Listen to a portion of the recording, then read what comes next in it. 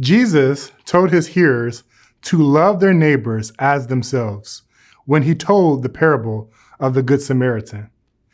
His two key points were to love God and to love our neighbor. Love doesn't have limits in how we live it out. And our neighbor is anyone we come in contact with.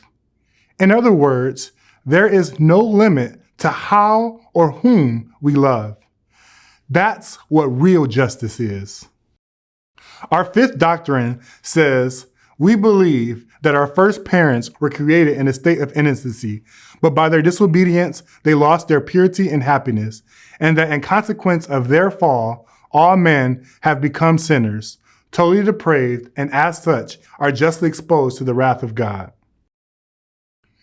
Because of sin, there is a need for justice in our world, and God talks a lot about it. There are two Hebrew words for justice used in Scripture, mishpah and tzedakah.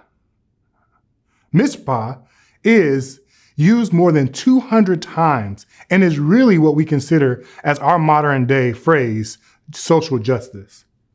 This is the justice that punishes victimizers and cares for victims. This is the doing justice.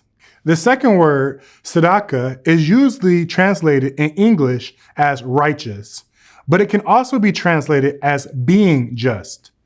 This describes how we live in right relationships with all people, living a life of fairness, generosity, and equality.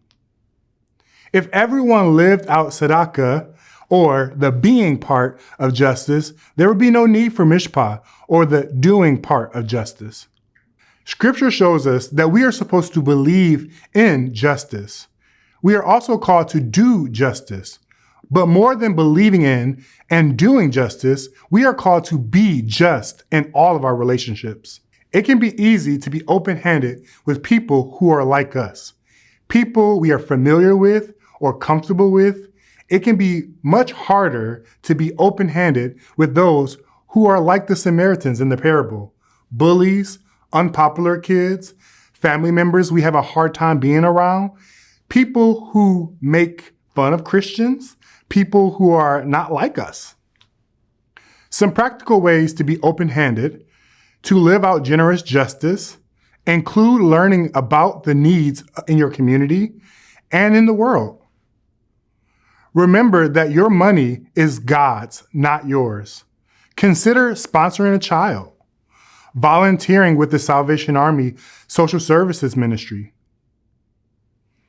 Keep in mind that everyone is created by God and should have their basic needs met, even if that means we have to give up what we have in order to meet those needs.